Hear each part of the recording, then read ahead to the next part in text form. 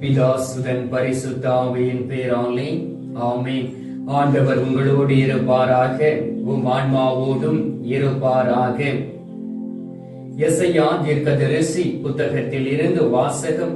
அதிகாரம் 53, இறை வார்த்தை 2. இளம் தளிர் போலும் வறண்ட நில வேர் போலும் ஆண்டவர் முன்னிலையில் அவர் வளர்ந்தார். நாம் பார்ப்பதற்கு ஏற்ற அமைப்போ அவருக்கு இல்லை, நாம் விரும்பத்தக்க தோற்றமும் அவருக்கு இல்லை. ஆண்டவர் வழங்கும் அருள்வாக்கு. இறைவா உமக்கு நன்றி. கிறிஸ்துவுக்குள் பிரியமான என் அன்பு சகோதர சகோதரிகளே, தவ நாட்களில் நாம் இருக்கின்றோம். இந்த தவ காலத்திலே ஆண்டவராகிய இயேசு கிறிஸ்துடைய பாடுகளை நாம் தியானித்துக் கொண்டிருக்கின்றோம். அதே போல் ஆண்டவராகிய இயேசு கிறிஸ்துடைய பாடுகளை பற்றி சொல்லப்பட்ட இறை வார்த்தைகளையும் தியானித்துக் கொண்டிருக்கின்றோம். நம் ஆண்டவராகிய இயேசு கிறிஸ்து எவ்வாறு இந்த உலகத்தில் இருந்தார், எவ்வாறு கீழ்ப்படிந்து தன்னுடைய பெற்றோருக்கு உகந்த வாழ்க்கை வாழ்ந்தார், எவ்வாறு தந்தை கடவுளையும் மக்களையும் ஒன்றாக இணைத்தார் என்று ஒவ்வொரு நாளும் பார்த்து கொண்டு இருக்கின்றோம்.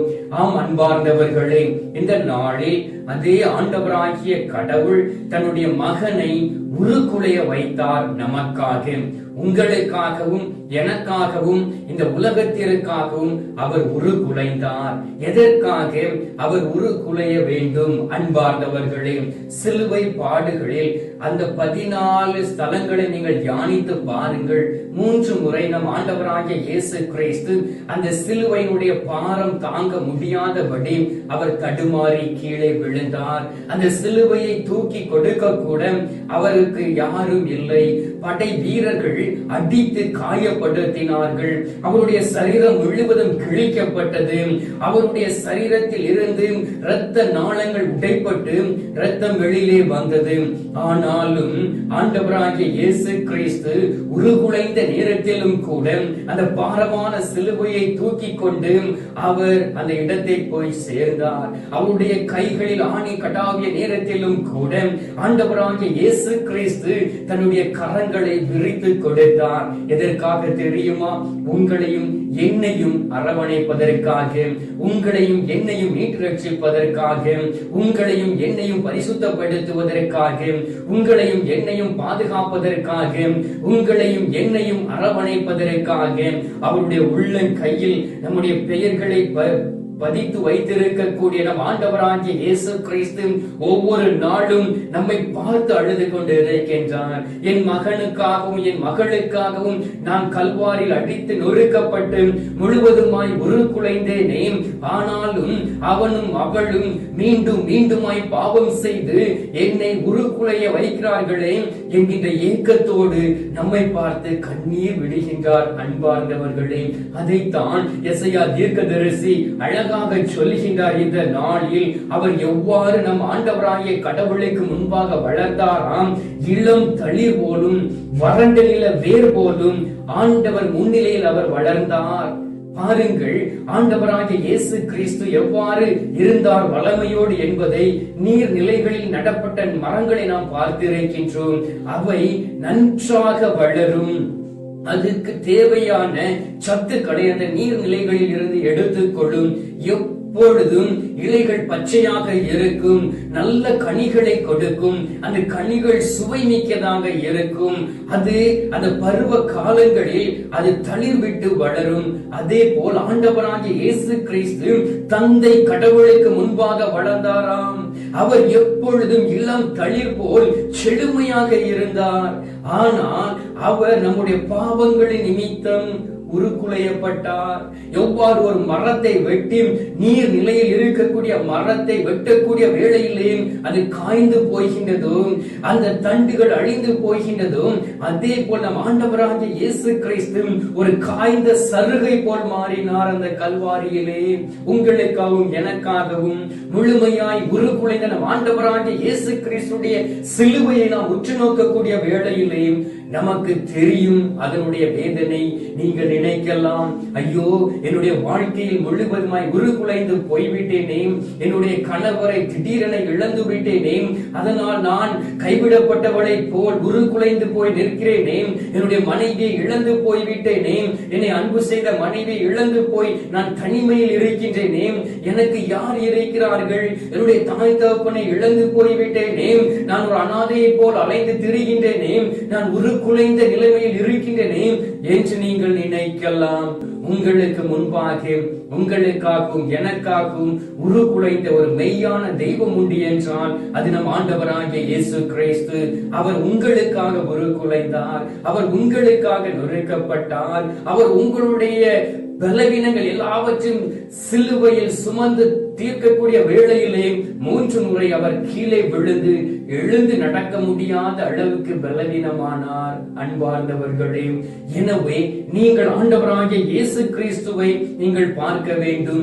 அதே போல் அவர் எவ்வாறு இருந்தார்? ஒரு வறண்ட நிலத்தில் ஒரு மரம் இருக்கிறது என்றால் மழை காலங்களில் அந்த வேர் கடந்து சென்று எங்கு நீர் இருக்கின்றதோ அதை எடுத்துக்கொண்டு செழிப்பாக வளரும். அதே போல் வறண்ட நில வேரை போல் அவர் இருந்தார். நாம் பார்ப்பதற்கேற்ற அமைப்பு அவருக்கு இல்லை. ஆண்டவராகிய இயேசு கிறிஸ்துவை சிலுவையில் அறைந்த பொழுது அதை பார்த்த ஒவ்வொருவரும் பரிசுத்த பூரண அழகுள்ள இவராய் இவ்வாறு உருக்குலைந்த நிலைமையில் இருக்கின்றார், இவர்தானே இந்த உலகத்தில் கடந்து வந்து அற்புதங்களை செய்தார், குருடர்களை பார்க்க செய்தார், செவிடர்களை கேட்க செய்தார், இறந்தவர்களை உயிர்த்தெழச் செய்தார், நோயுற்று இறந்தவர்களை தொட்டு குணமாக்கினார், முடக்குவாதவனை அவர் எழுந்து நடக்க செய்தார், தொழுநோயாளியரை தேடி சென்று அற்புதம் செய்தார். அந்த ஆண்டவராகிய இயேசு கிறிஸ்துவா இவர் என்று தன்னுடைய முகத்தை மூடிக்கொள்ளக்கூடிய அளவுக்கு அவருடைய சரீரத்தின் அமைப்பு இருந்ததாம். அன்பார்ந்தவர்களே, எதற்காக அவர் இவ்வாறு பாடுபட வேண்டும்? நீங்களும் நானும் மகிழ்ச்சியோடு இந்த உலகத்தை வாழ வேண்டும் என்பதற்காக, வேறு எதற்காகவும் அல்ல. உங்களுக்கு பணத்தையோ பொருளையோ சொத்துகளையோ சேர்த்து வைப்பதற்காக அல்ல. நீங்கள் இந்த உலகத்தில் சந்தோஷமாய் இருக்க வேண்டும். தேவைக்கு அதிகமாய் எது வந்தாலும் அது நஞ்சு, தேவைக்கு அதிகமாய் நீங்க எதை சேர்த்தாலும் அது பாவம். எனவே மற்றவர்களை சுரண்டாதபடி உருக்குலைந்த நம் ஆண்டவராகிய இயேசு கிறிஸ்துவை உற்று நோக்குவோம். அந்த கல்வாரியை பார்த்த ஒவ்வொரு மனிதர்களும் கதறி அழுதார்கள். ஆண்டவரே, நீரா இப்படி, உண்மையாய் இப்படி இவர்கள் வேதனைப்படுத்துகிறார்கள் என்று சொல்லி கண் கலங்கி அழுதார்கள். அன்பார்ந்தவர்களே, உருக்குலைந்த நிலைமையில் நம் ஆண்டவராகிய இயேசு கிறிஸ்து இருந்தார். ஏனென்றால் அவர் உங்களுக்காகவும் எனக்காகவும் அல்லவா உருக்குலைந்தார். எசாயா தீர்க்கதரிசி புத்தகம் 52 அதிகாரம் 14 வார்த்தையில் சொல்லப்பட்டு இருக்கின்றது, அவரை கண்ட பலர் திகைப்புற்றனர், அவரது தோற்றம் பெரிதும் உருக்குலைந்ததால் மனித சாயலே அவருக்கு இல்லாதிருந்தது, மானிடரின் உருவமே அவருக்கு இல்லை. பாருங்கள், பூரண அழகுள்ளவராய் இருந்தவருடைய சரீரம் பார்க்கும் பொழுது ஒரு மானிட உருவமே அங்கு இல்லை என்று சொல்லப்பட்டு இருக்கிறது. மனித சாயலே அவரிடம் இல்லையா? அந்த அளவுக்கு அவரை நொறுக்கினார்கள்.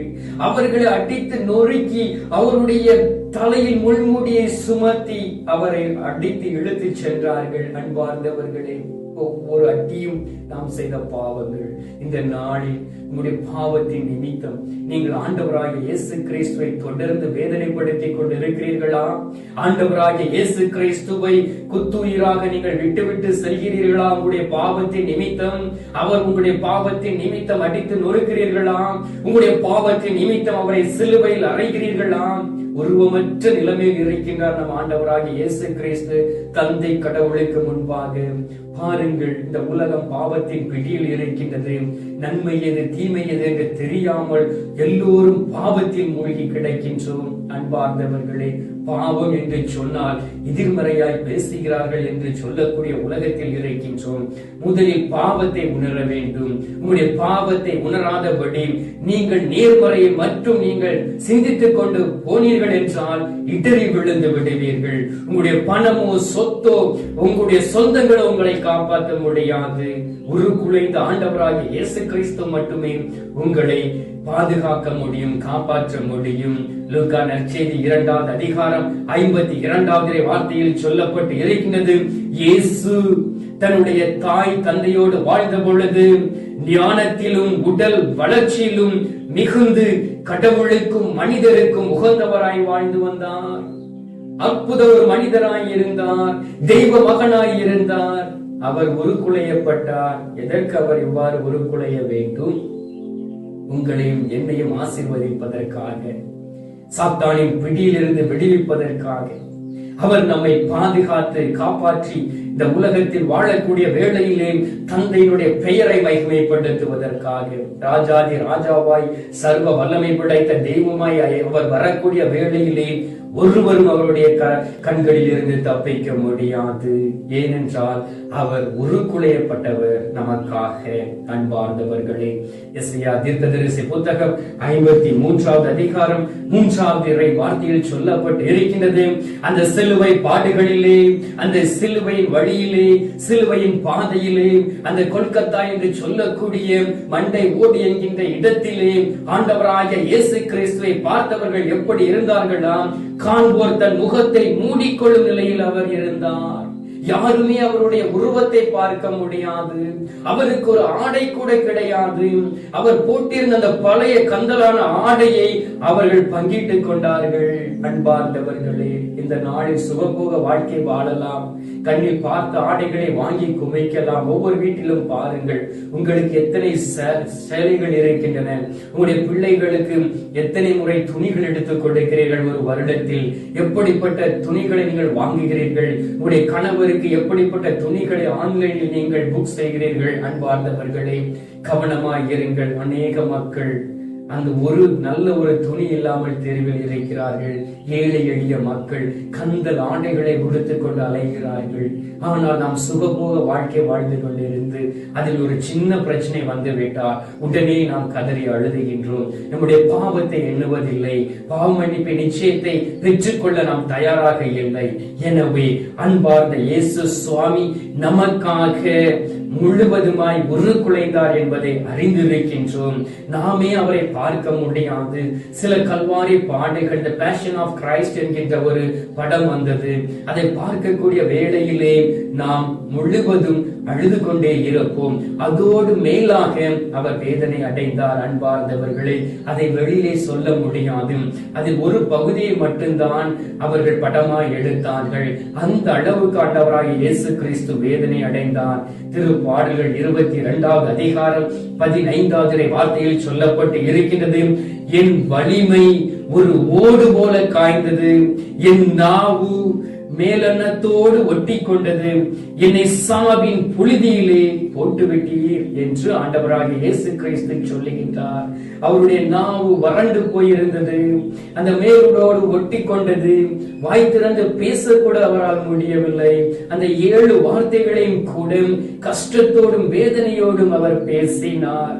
அவரை அப்படியே விட்டு விட்டார்கள். அந்த ஓடு போல அவர் தெருவில் கிடந்தார். அன்பார்ந்தவர்களே, உங்களுக்காகவும் எனக்காகவும். எனவே நம் ஆண்டவராகிய இயேசு கிறிஸ்துவை தேடி வந்திருக்கக்கூடிய நீங்கள் அவரை பற்றி முழுமையாய் அறிந்து கொள்ள வேண்டும். அதற்கு ஒரே ஒரு வழி, இந்த இறை வார்த்தைகள். இறை வார்த்தைகளை நீங்கள் சுமக்கக்கூடிய வேளையிலே நம் ஆண்டவராகிய இயேசு கிறிஸ்து உங்களை சுமப்பார். அன்பார்ந்தவர்களே, இறை வார்த்தை உயிர் உள்ளது, ஆற்றல் மிக்கது, இருபுறமும் கருக்குள்ள பட்டயம் போன்றது. எனவே அதை வாசியுங்கள். ஆண்டவராகிய இயேசு கிறிஸ்துவை அறிந்து கொள்ளுங்கள். அவருடைய வழியில் நடங்கள். பாவம் செய்திருந்தால் அவர் உண்மையிலே உங்களுடைய பாவங்களை மன்னிப்பார். நீங்கள் அவரிடம் திரும்பி வந்தீர்கள் என்றால். இனியும் நம் ஆண்டவராகிய இயேசு கிறிஸ்து உருக்குலைந்து போய்விடாதபடி அவர் மனித சாயலோடு இருக்கக்கூடிய ஒரு பலத்தை நம்முடைய ஜெபத்தின் மூலமாகவும் பாவ மன்னிப்பு நிச்சயம் மூலமாகவும் நாம் அவரை பெற்றுக் கொள்வோம். அதை அவருடைய முகத்தை நாம் பார்ப்போம். எனவே இந்த நேரத்தில் நாமும் சிறிது நேரம் நம் ஆண்டவராகிய இயேசு கிறிஸ்துவோடு இணைந்து ஜெபித்து தந்தை கடவுளை மகிமைப்படுத்துவோம். இப்பொழுது நாம் ஜெபிக்கலாமா? நாம் ஜெபிப்போம். எங்கள் பரலோக தந்தையே, இயேசு கிறிஸ்துவே, தூய நல் ஆவியே, தந்தை தருமையான காலை பொழுதிற்காக நன்றி சொல்லி உம்மை துதிக்கிறோம் சுவாமி. தகப்பனே, ஒவ்வொரு நாளும் நீர் எங்களை ஆசீர்வதித்து உமது ஆசீர்வாதமான வார்த்தைகளை எங்களுக்கு கொடுத்து கொண்டிருக்கின்றீர். அதற்காக உமக்கு நன்றி சொல்லி உம்மை துதிக்கிறோம் சுவாமி. தந்தையே, நீர் பெரியவரும் வல்லவருமாய் இருக்கின்றீர். ஒரு நாளும் எங்களை கைவிடாதபடி எங்களை வழிநடத்தி கொண்டு இருக்கின்றீர். சோர்வுற்ற வேளையிலே உமது வார்த்தைகளை கொடுத்து எங்களை திடப்படுத்துகின்றீர். அல்லது நற்கருணையில் இருந்து எங்களை பார்த்து எங்களுக்கு விடுதலை கொடுக்கின்றீர். அன்பார்ந்த இயேசுவே, இந்த நேரத்திலும் கூட உமது வார்த்தைகளை தியானிக்கக்கூடிய நேரத்திலே உம்மை பற்றி நீர் எங்களுக்கு கற்றுக் கொடுத்ததற்காக ஸ்தோத்திரம் ஆண்டவரே.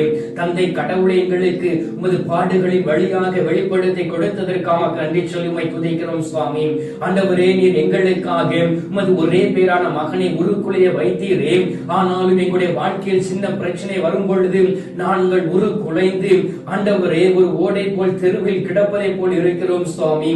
ஆனாலும் நம் ஆண்டவராகிய இயேசு கிறிஸ்துவினுடைய பாடுகளையும் உருக்குலைந்த நிலைமையும் நாங்கள் எண்ணாதபடி இருக்கின்றோம் ஆண்டவரே. அவருடைய முகத்தை பார்த்து அநேக பேர் திகைப்புற்றார்களே.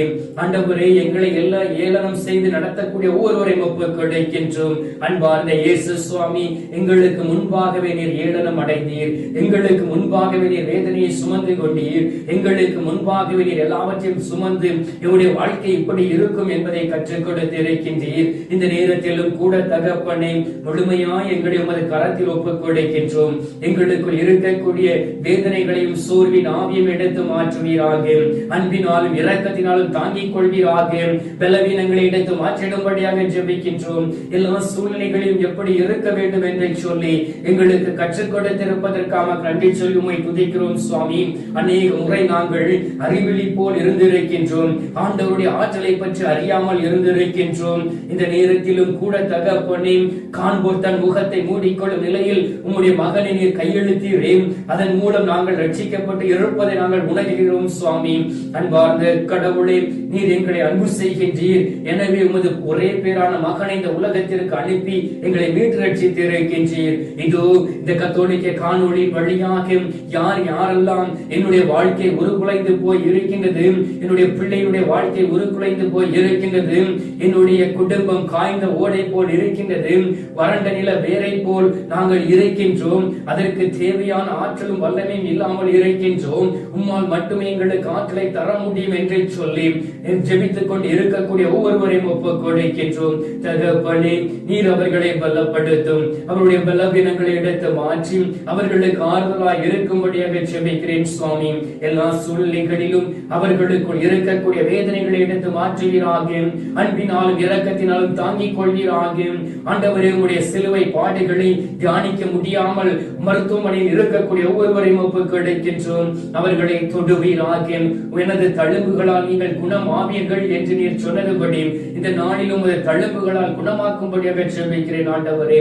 உலகம் முழுவதும் உமது ஆளுகைக்குள் வரும்படியாகவும் என் ஆண்டவராகிய இயேசு கிறிஸ்துவினுடைய பெயரை அறிந்து கொண்டு அவரை மகிமைப்படுத்தும்படியாக ஜெபிக்கின்றேன். நம்முடைய தேசத்திற்காக ஜெபிக்கின்றோம். அநேக இடங்களில் உமது பெயரை கூட அறிவிக்க முடியாத சூழ்நிலைகளில் இருக்கின்றோம். இயேசுவே, இந்த நாளிலும் கூட நீர் எங்களை பலப்படுத்தி உமது வார்த்தைகளை வல்லமையாய் அறிவிக்கக்கூடிய ஆற்றலையும் வல்லமையும் தரும்படியாக உம்மை நோக்கி மன்றாடுகிறோம் சுவாமி. இரக்கம் நிறைந்த தெய்வமே, நீரை இரக்கத்தின் ஊற்றாய் இருக்கின்றீர். எல்லா சூழ்நிலைகளிலும் பரிசுத்தமாய் நடக்கக்கூடிய வல்லமையும் பலத்தையும் நீர் தரும்படியாக உம்மை நோக்கி ஜெபிக்கின்றோம். தந்தையே, இந்த அதிகாலையிலே நீர் எங்களுடைய ஜெபங்களை கேட்டிருப்பதற்காக நன்றி. எங்களுடைய ஜெபத்தை கேட்டுப்பதில் தந்திருப்பதற்காக ஸ்தோத்திரம் ஸ்தோத்திரம் ஸ்தோத்திரம். மீட்பரும் இரட்சகருமான இயேசுவின் திருக்கரத்தில் ஒப்புக் கொடுத்து எங்கள் தாய் கன்னி மரியாள் வழியாக ஜெபிக்கின்றோம் எங்கள் நல்ல தந்தையே, ஆமென். பரலோகத்தில் இருக்கிற எங்கள் பிதாவே, உம்முடைய நாமம் அர்ச்சிக்கப்படுவதாக, உம்முடைய ராஜ்யம் வருக, உம்முடைய சித்தம் பரலோகத்தில் செய்யப்படுவது போல புலோகத்திலும் செய்யப்படுவதாக. எங்கள் அனுதின உணவை எங்களுக்கு அழைத்தருளும். எங்களுக்கு தீமை செய்கிறவர்களை நாங்கள் பொறுப்பது போல எங்கள் பாவங்களை பொறுத்தருளும். எங்களை சோதனையில் விழவிடாதையும் தீமையில் இருந்து எங்களை ரட்சித்தருளும். ஆமென். அருள் நிறைந்த மரியே வாழ்க, கர்த்தர் உடனே பெண்களுக்குள் ஆசீர்வதிக்கப்பட்டவள் நீரே. உம்முடைய திரு வயிற்றின் கனியாகிய இயேசுவும் ஆசீர்வதிக்கப்பட்டவரே. அஜிஷ்ட மரியே, சர்வேஸ்வருடைய மாதாவே, பாவிகளா இருக்கிற எங்களுக்காக இப்பொழுதும் எங்கள் மரண நேரத்திலும் வேண்டிக் கொள்ளும். ஆமென். பிதாவுக்கும் சுதனுக்கும் பரிசுத்த ஆவிக்கும் மகிமை உண்டாவதாக. ஆதியில் இருந்தது போல இப்பொழுதும் எப்பொழுதும் என்றென்றும் இருப்பதாக. ஆமென். அன்பார்ந்தவர்களே, ஆண்டவர் நம்முடைய ஜெபத்தை கேட்டிருக்கின்றார். நம்முடைய உருக்குலைந்த மனநிலை எடுத்து மாற்றியிருக்கின்றார். எனவே உற்சாகத்தோடு அவர் தரக்கூடிய ஆசீர்வாதத்தை பெற்றுக் கொள்வோம்.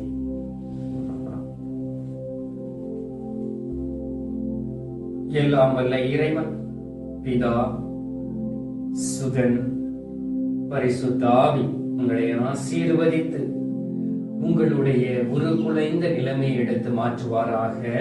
ஆமென்.